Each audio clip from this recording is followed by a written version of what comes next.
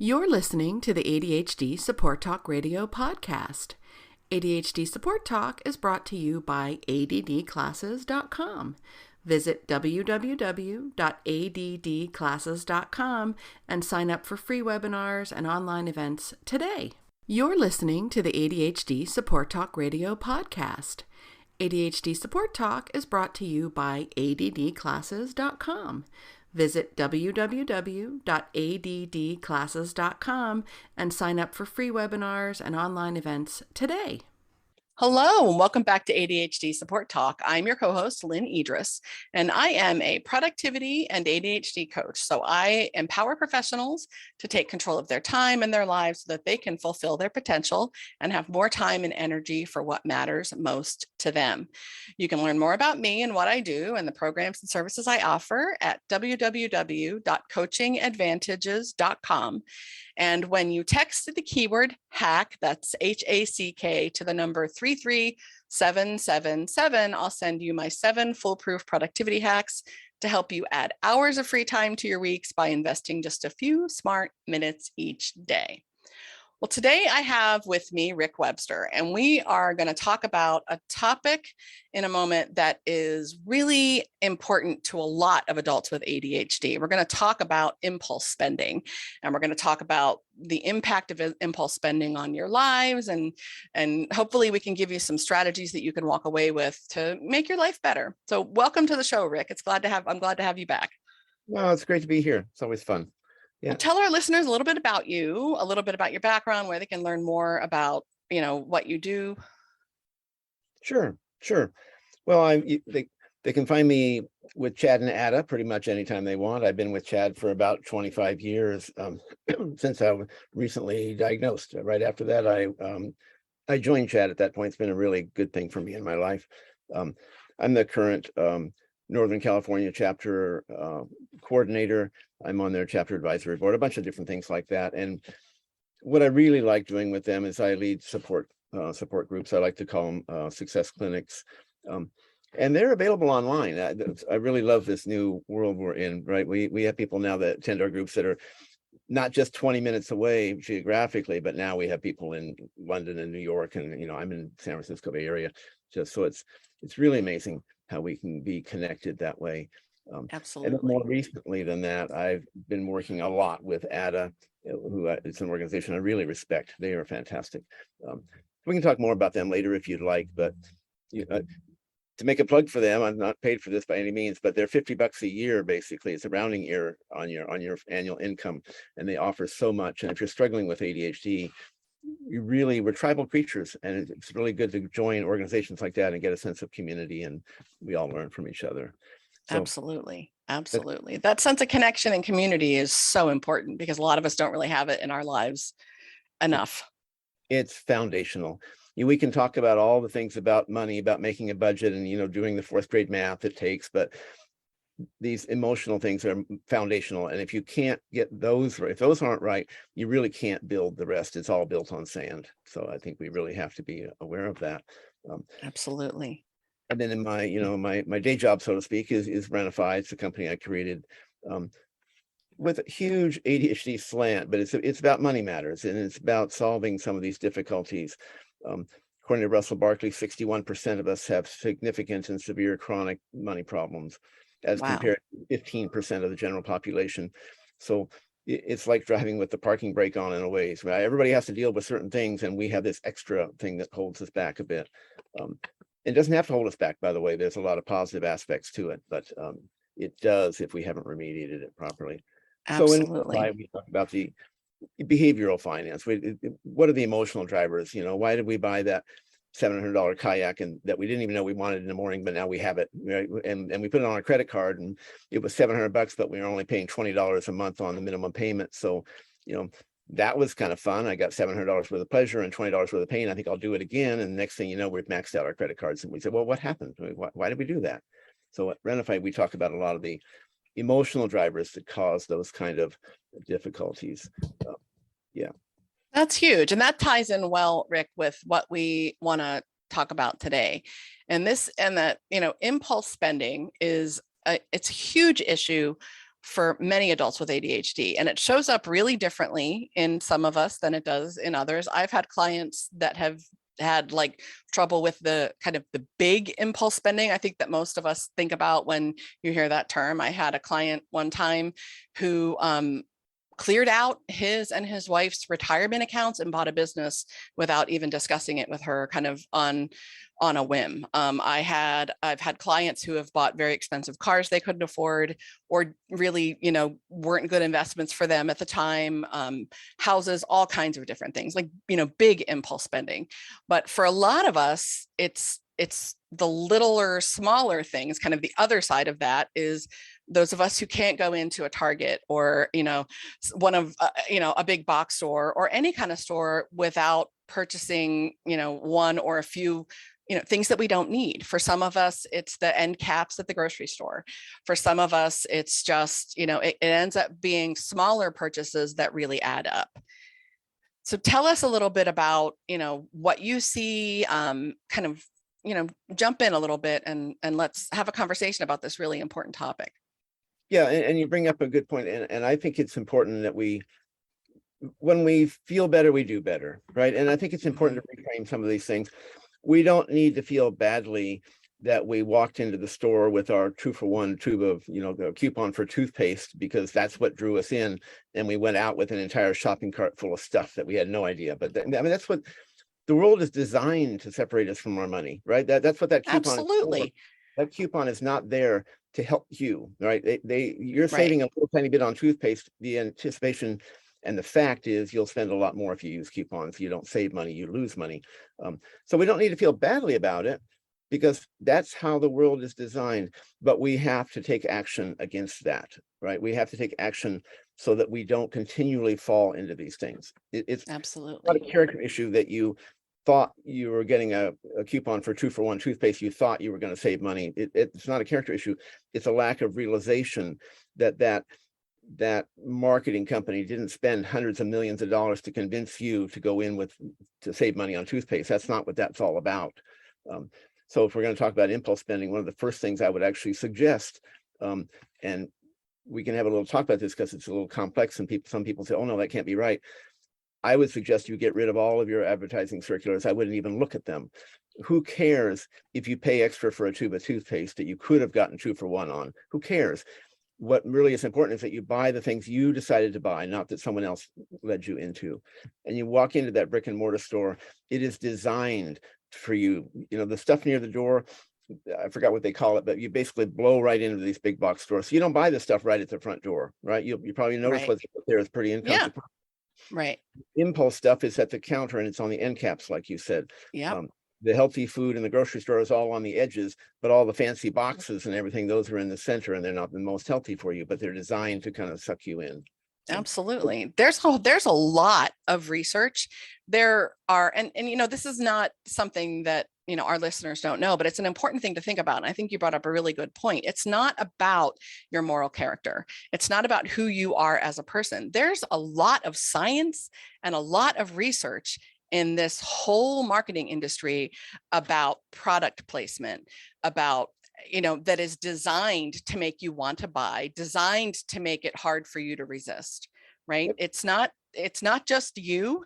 It's not just you and that you're bad with money or that you have impulse issues. There really is a lot of science behind this. People have advanced degrees in product placement and that kind of marketing that is, it's all aimed at, filling your cart. Right. And it's especially problematic for a lot of us with ADHD when we're not aware, when we're not present, or when there's something else that's driving us to kind of fill that, something within ourselves as we fill our carts. Boy, that's a big point. We're going to come back to that in a minute, the something to fill ourselves with. But I want to say that people who think, well, I'm not impacted by the advertising.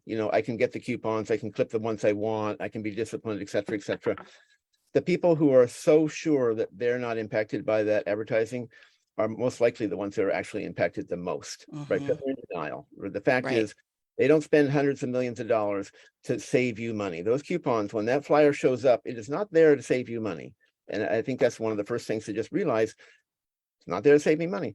I'm not saying we shouldn't price shop if you're buying an automobile or a house or, something big. But this idea of trying to save 30 cents on a package of hot dogs is going to cost you money, right? Yeah. Throw those coupons out. Who cares if you pay a little bit more for it? What's important is that you have control of it. You mentioned filling ourselves. There is a void, and that's a big part of why we spend money. That's why we impulsively spend money. It's called retail therapy for a reason. It's like a shot in the arm with a narcotic, right? We feel good in that moment, but then it compromises our future. And it can be big things, like you mentioned a few earlier. It can also be lots of little things. I just don't feel very good right now. I think I'll just go on down to Walmart and see what they have, right? I don't really have anything in mind. I'm just going down there because I want to feel better about myself somehow. So we need to find better ways to fill that void.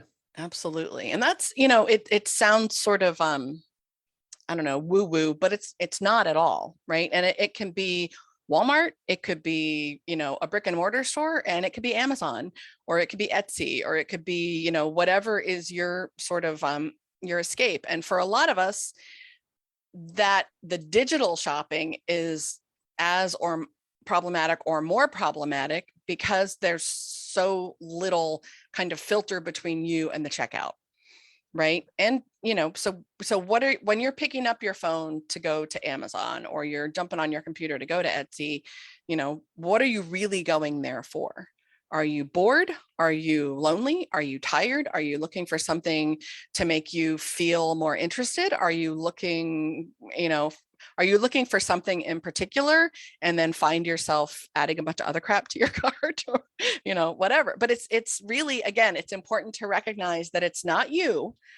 These are habits. These are patterns that we create over time that fill some sort of a need, right? Yeah. And we've got to really see, what it is, what is the need that we're trying to fill by spending money on things that we are not going to feel good about down the road. Absolutely. And they compromise us. There's no doubt Absolutely. about that. So I have a few suggestions on that. Before we go there, though, I want to talk about maybe some motivation here. Money stress, significant and chronic money stress, which is what 61% of us deal with ADHD, according to Russell Barkley.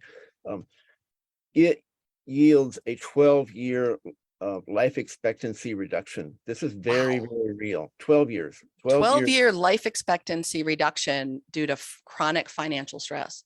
Exactly. That's incredible. It is incredible. And Russell Barkley has a lot of research on this as well. And he, frames it in the ADHD world. And ADHD on top of all that, of course, makes it even worse. And there's a lot of pieces to it. We buy food instead of our medication because we have to make that choice. We don't have the money. We have money stress. We have healthcare insurance gaps, and then we end up with huge medical bills that sometimes cause bankruptcy. And there's sleep issues related to anxiety and depression, and all those things take a toll on us. So, damaged relationships. It's like is it number 3? It's one of the main causes underlying divorces and such. Yeah. I think it is top 3. Absolutely. In the top 3, I think it might be number 3. I forgot what the other 2 are, but it plays into accidents and addictions and splotchy employment histories, all kinds of things. We can get into the ADHD tax a little bit if you want, a little bit later, but it's really important. This is not just oh darn, I spent some money, now I don't have any money. I have to wait till I get paid again. It's much, much worse than that because it's chronic, it's inescapable. Chronic and inescapable is a recipe for trauma. And in some ways, once we move into that trauma area, then a lot of these patterns get locked in. Yeah. Right? The therapy pattern of, I feel really anxious right now. I don't know what to do, but I think I'm going to get in my car and go down and buy something. Right. It's almost just that straightforward. And we need to figure out how to reduce that. Absolutely. Absolutely. So the 12-year reduction in life expectancy due to chronic financial stress is really an important thing to kind of hone in on. And I think, kind of complementary to that, or aside from that, however you want to look at it, it's not just literally reducing your life expectancy, it's significantly impacting your quality of life in the meantime, of the life that you do live. So your ability to feel like you have peace of mind, your ability to be present with the people and the things that really matter to you, your ability to relax. When you've got that kind of monkey on your back all the time, it really is like a cloud that follows you around. And I've been there. I have, most of us with ADHD at some point in our lives have experienced that kind of financial stress. And I remember firsthand the guilt and the shame that I felt when I would catch myself spending impulsively. And I was never like a big purchase impulse spender.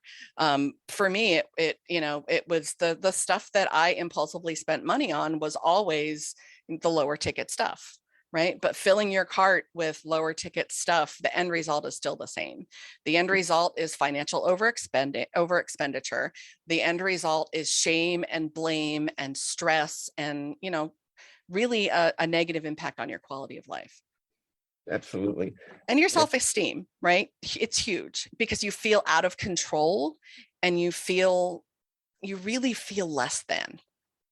Absolutely. No, and that's somewhere along the line, I don't know where this came in, but we associated money problems with character problems. And yes, 99, I'm not saying never, but 99% of the time, it has nothing to do with character. It really doesn't. It has to do with just that cascade of events that we have kind of locked into ourselves. Now, Tali Sharot, fantastic researcher somewhere in UK, I think, she talks about what motivates people, and these warnings like, don't smoke cigarettes, you'll get cancer. They don't actually have much effect for whatever reason, but positive things have a much greater effect on us. So I want to reframe that 12 years. I believe, first of all, it's absolutely true. But if the average life expectancy in the United States is something like 78 years, for every person who's living 12 years less, there's somebody living 12 years longer. We're actually looking at a 24-year spread here. And if you take care of yourself and your money situation, which enables you to take care of yourself healthfully and all that with less stress, you will gain all that time back, right? You'll gain all that time. You'll be on the positive side of that 78, right? And there's another issue too. It reduces our life expectancy by 12 years, but, and you touched on this, it reduces the healthy life expectancy even more than that. We spend more time, if we haven't taken care of ourselves, in a convalescent phase where someone else kind of has to take care of us. And if we don't want our kids taking care of us and we don't want to be, in a home somewhere, it's really important.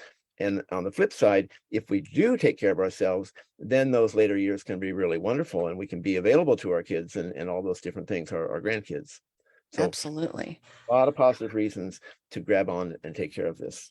And I think that's a really important point, Rick, is, fear and those sort of negative consequences aren't generally particularly motivating to anyone, and especially someone with ADHD. So if you can instead get clear on when I feel, the way I kind of frame it for myself and for my clients is when I feel like, I'm driving the bus of my financial life, when I feel like I'm the kind of steward of my money that I want to be, what is that going to give me? And most of us aren't really motivated by, I often say, like little rectangles of paper with dollar signs on them. What we're motivated by is what that can give us. So what is that for you? And that's something as a coach that I want to get really clear with on a client. Like, what's the payback here for you? What's the point of this? Working to change your financial patterns, your spending patterns is not fun. It's not easy. It's work, right? But it's very doable. But it's much easier and it's much more pleasant and a much more positive experience if you have something positive that you're working toward. So is it a picture of the quality of life you want to have as you age? Is it a picture of what that extra padding in your bank account can give you? What is it about for you? Is it about financial security? And if it is, what does that give you?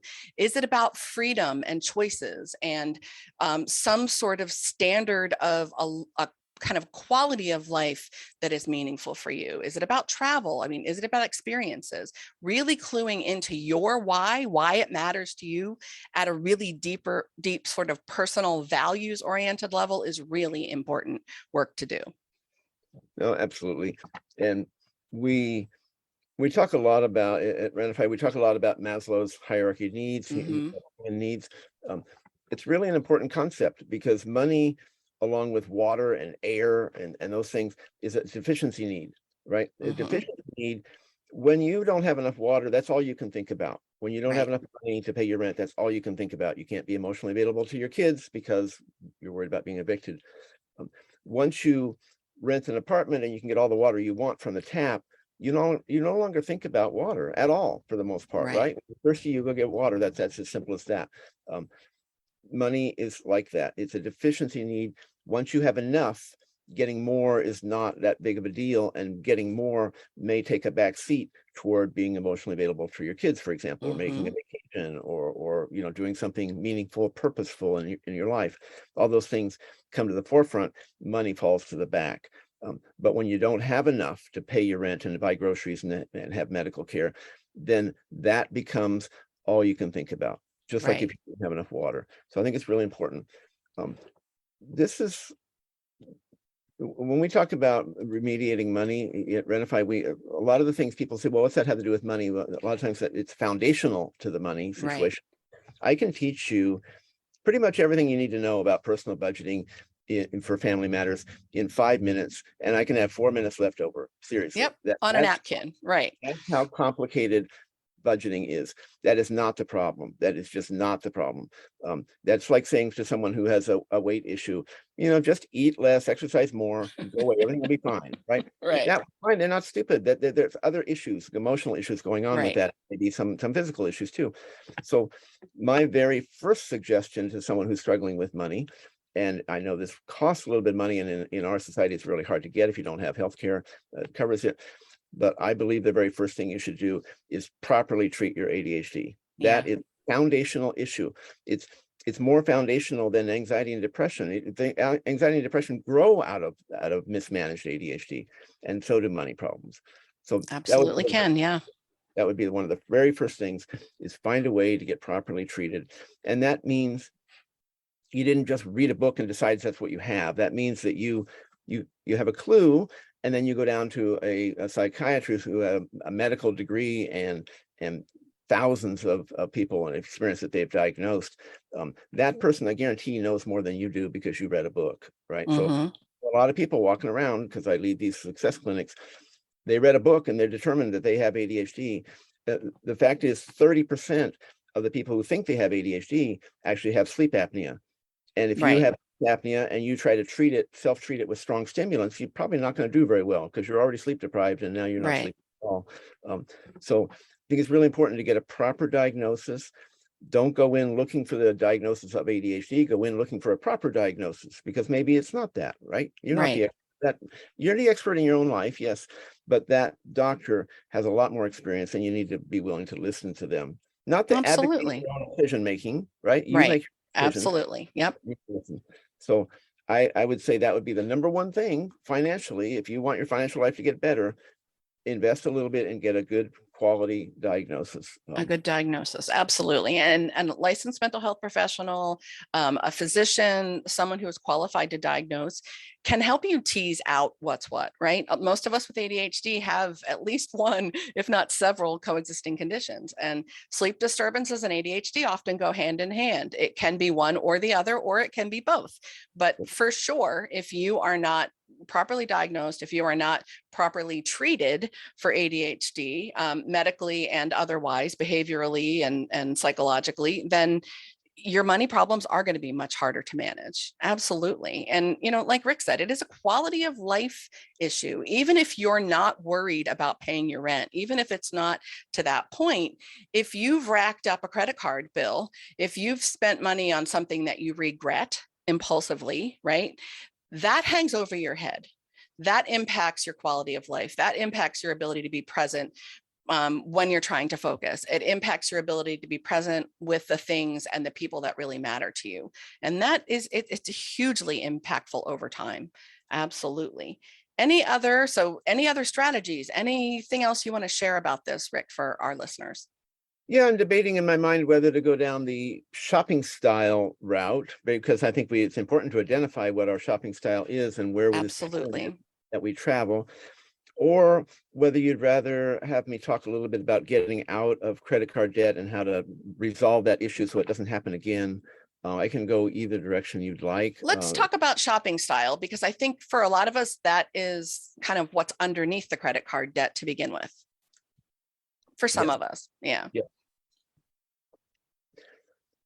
So not being oppositional, but I just want to do 2 sentences on the credit card. Do it both. Yep. The simplistic key to curing your credit card issues, and clearly this is simplistic and there's a lot more to it. Stop thinking of it as your money. It is not your money, right? Yeah. Credit cards are wonderful tools as long as you don't consider it your money. You buy that kayak we talked about for $700. You pay it off for $700. Now you have a balanced equation and you have $700 worth of pleasure, $700 worth of pain. You decide whether that was a good decision or not, right? So that's really important.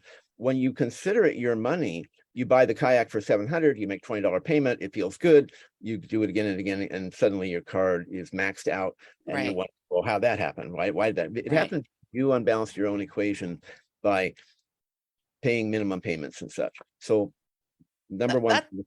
And that's important. What I'll often when I'm working on this with clients, and kind of one of the things that I thought about early on as I was, kind of rethinking how I was spending money and getting myself in better financial shape is, I decided that if I am not going to pay my credit card balance off in full every single month, if I am charging more than I can afford to pay off every single month, that is the equivalent of going down the street to my local bank and taking out a loan. And it's taking out the highest interest loan that they're allowed to give you, right? Okay. So if I'm charging pizza, maybe that's only $25, $30 a pop, but I'm literally, if I'm not knowing that I am able to pay that balance off at the end of the month, I am literally taking out a loan for a $25 pizza delivery. Absolutely. At the highest interest rate that they're allowed to loan me money. So I started asking myself, when I would charge something, am I going to be able to pay this off in full in 2 weeks or whenever the payment is coming up? And is this thing I'm about to swipe my card for something I would walk down the street and get a loan from a bank for if I didn't have this card in my hand? And that really shifted things for me to the point where, my husband and I are completely debt free. We work really hard, but we're also really aware of kind of what our money gives us and how our money serves us and others as well, right? So that just, I think that's a really good point. It's kind of how we think about our credit cards. I love that.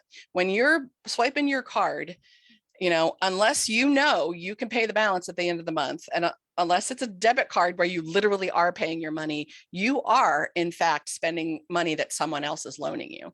Absolutely. That's huge.